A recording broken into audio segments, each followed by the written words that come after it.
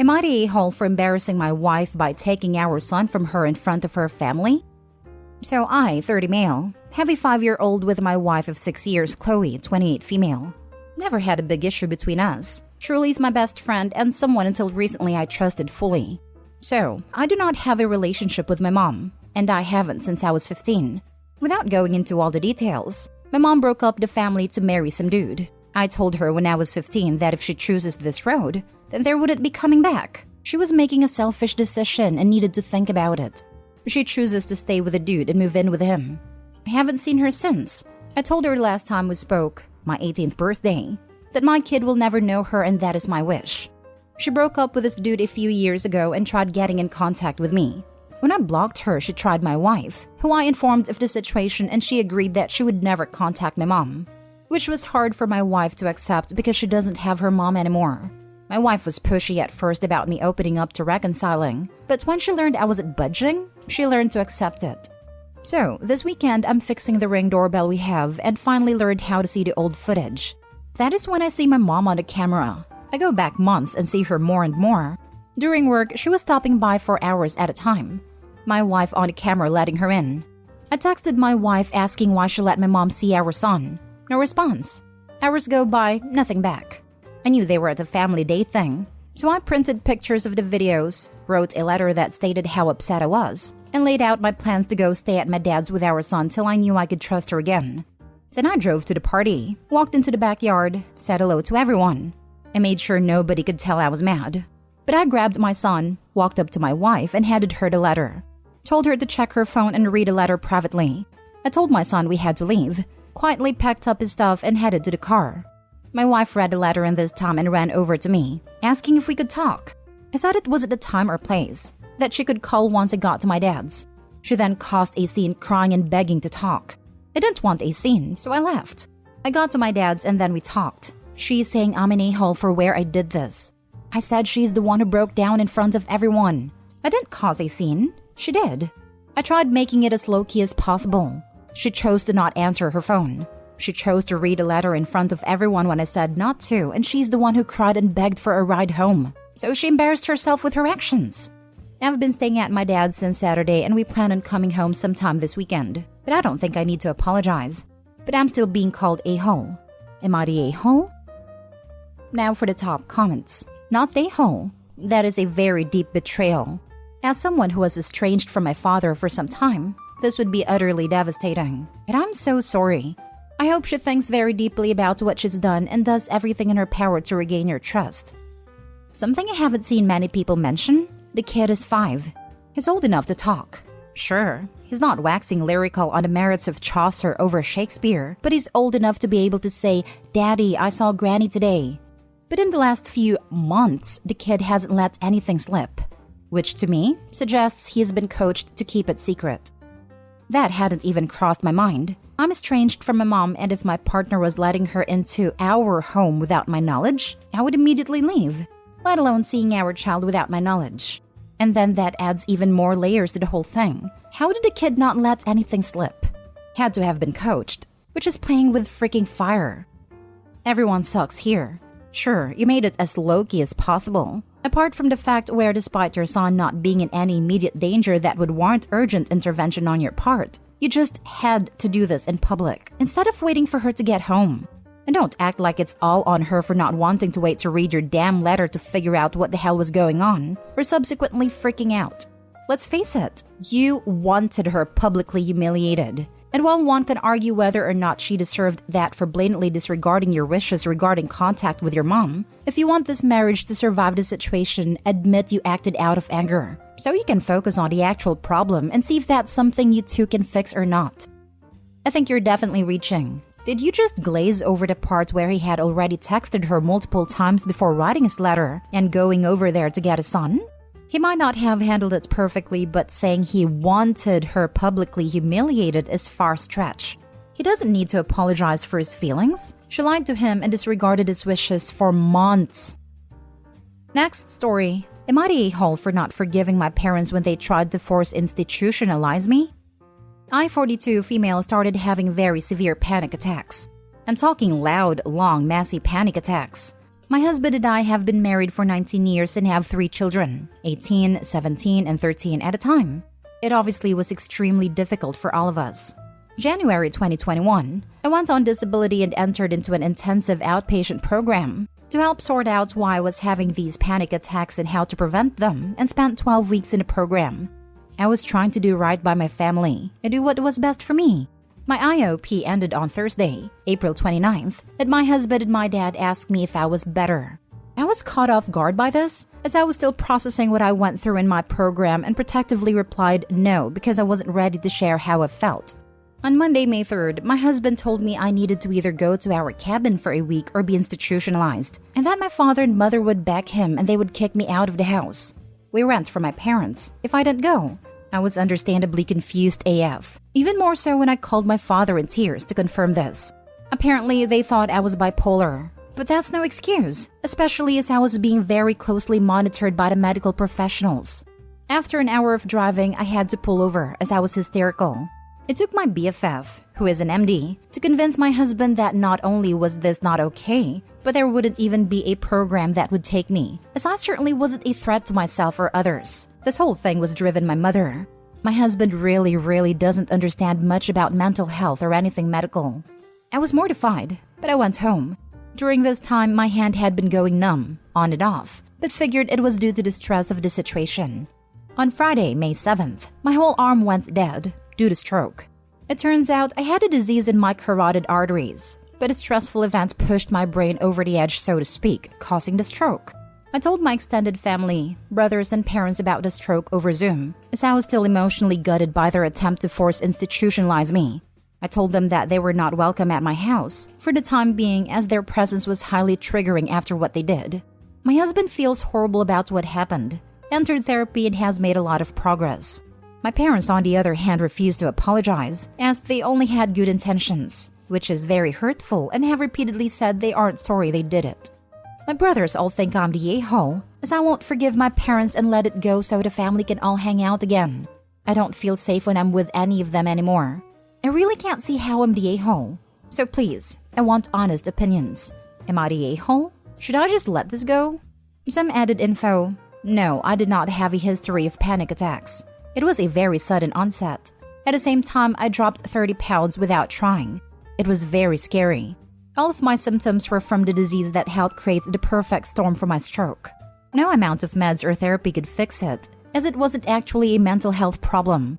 It is now, though, after what my family put me through. Many people have expressed concern for my children, and I want you all to know that I appreciate that. I promise I try to keep them as far away from my panic attacks as possible. I would isolate in the bathroom and scream into a pillow. I would often get to the point that I couldn't feel anything around me, and they were terrifying for me and the rest of my household. My mother called CPS, again because she thought I was manic, and CPS saw that we were literally doing everything we possibly could, given the situation. They were very kind and supportive. The worst things in the world are done with the best of intentions. Dr. Alan Grant. Not the a-hole. The road to hell is paved with good intentions. Really old saying. Not the a-hole. You can't forgive people who never ask forgiveness. Thank you. That's exactly how I feel. More than once, I literally begged them to apologize, even if they didn't mean it, to help me get past this. I am honestly surprised you forgave your husband.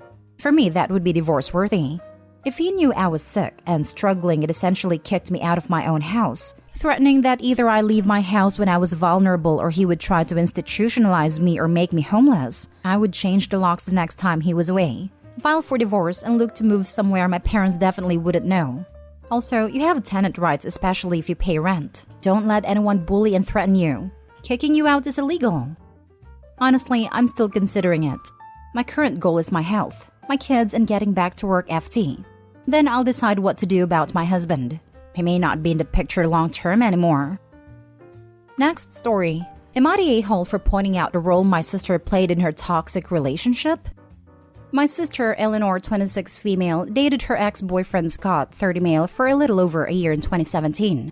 My parents and I, 27 male, got to watch their relationship play out from the sidelines. And it definitely wasn't the healthiest. Scott was struggling hard with alcohol addiction and would raise his voice when he got drunk. Eleanor seemed more interested in provoking these situations than providing actual compassion and care. It was toxic all the way around, and they both played parts in it. During their relationship, Scott and I talked often. I would reach out to him whenever Eleanor would come stay at our parents' house after a fight. Sometimes the text conversations and phone calls weren't even fully coherent, but he would thank me sometime later if he remembered our interaction. I think I might have been one of the only people he had in his corner. I was in Eleanor's corner too, but witnessing her not limiting her alcohol consumption around Scott despite knowing his struggles was really leaving a bad taste in my mouth. Following their breakup and a downward spiral from Scott, I was eventually able to reconnect with him. I encouraged him to get help, and I stood by him throughout his sobriety journey. As of right now, he's going on 2 years alcohol-free. He's my closest friend and my confidant. We're life partners, and I feel lucky that I get to be a part of his support system. And a support system is exactly what he needs. But he has not been welcomed at any family events of mine since the breakup despite his sobriety. I've taken him to some, but my parents and my sister have made it abundantly clear that they will not speak to him, or do more than just tolerate his presence.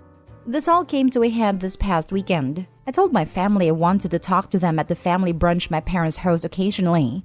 Once there, I tried to initiate a conversation about forgiveness, but Eleanor basically wouldn't allow it. She would interrupt me by saying things Scott had previously said to her. I tried to ignore her and have a productive talk with my parents, but eventually I snapped and told her that if she had supported Scott in the way he had needed, and not selfishly continued to drink in front of him despite the very obvious alcoholism struggles, then maybe things would have been different. I left but have received text from my parents and her about how out of line it was, and how bad of a brother I am. Am I the a-hole? Edited to add, I am not saying Scott's addiction was my sister's fault or putting any blame on her. I'm also not excusing his actions. I'm simply saying that both sides of this relationship were toxic, and I wish forgiveness was an option. You're the a-hole. He had a problem, not her. Congratulations on fixing him. You doing that and then dating your sister's ex-boyfriend who was toxic and abusive to her says a lot about you. You're the selfish one. Edit. My question is also why you felt so compelled to console and help a stranger mistreating your sister. The one arising the issues, leaving your sister on the sidelines and blaming her? Very strange behavior. Perfectly stated. The pride about fixing Scott and judging his sister harshly was so evident in his post. In addition, I'm skeptical about anyone's attempt to be the mediator and force forgiveness. You're the a-hole for initiating this weird relationship with your sister's boyfriend at a time and current ex. If I was her, I'd cut you off. Your sister comes home after a fight, needing support. And instead of giving it to her, you support the guy she fought with? I don't know why you would expect them to accept your guy's relationship. You've clearly betrayed your sister. Opie said he and Scott are dating now. Last story. Am I the a-hole for telling my father-in-law he can starve if he wants because I didn't care? My husband and I, both 26, recently hosted a family dinner to announce our pregnancy. It's important to add that my husband doesn't have a close relationship with his father, but we keep him around because he still has 3 minor siblings that we love and care for. My father-in-law is the type of person that still thinks women should serve men at dining times. Like he has to be served first because he's the breadwinner and stuff like that. We usually don't care since we mostly ignore them. However, this time my family was present, and we consider he fooled around and found out. My dad is my favorite person in the world. My mom died when I was little, and my dad took care of my older sister and I. They're the only family I have left. At dinner, both my husband and I cooked things we knew both of our families would like. The first issue started when my father-in-law tried to sit at one of the heads of the table, and my husband said no. He sat at one and I sat at the other. Me with my father and sister to either side, and him with his brothers, so my father-in-law was kind of in the middle and didn't like it. The second problem, and the cause of all of this, is that everyone was kind of serving themselves. However, my dad has a damaged nerve on his right hand, and he struggles when holding spoons/forks and such. My sister bought him a Parkinson's-friendly cutlery set that he brings around, but a big spoon for serving is still hard for him. So I offered to serve him his plate while my sister served him his drink, and then we all sat to eat and chat. 3 or 4 minutes after that, my father-in-law asks out loud, "Is no one going to serve me my plate?" And my husband looks at him confused and says, "No, we don't do that here." And my mother-in-law just gets up in a hurry and takes his plate. But my father-in-law says no. and that the hostess did it for her father, so she can do it for me. And I say, yes, my father who has an injured hand. You are fine. He says that he won't eat then, and I just shrugged and said that he could starve and I didn't care. He lives with my mother-in-law, and while everyone agrees with me, my own father said that it was a disrespectful thing to say and I should apologize for the way I did it. So am I the a-hole? Not the a-hole. You didn't instigate the situation. He was being ridiculous and you declined to entertain his behavior.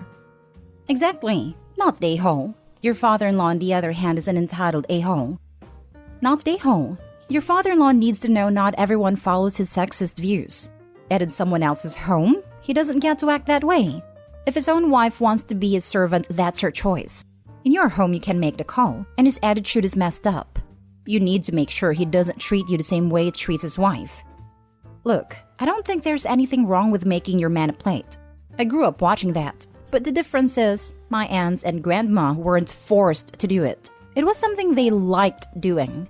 Hell, I say cooking for you is how I show love, but if I met a man like father-in-law, I wouldn't serve him a damn thing.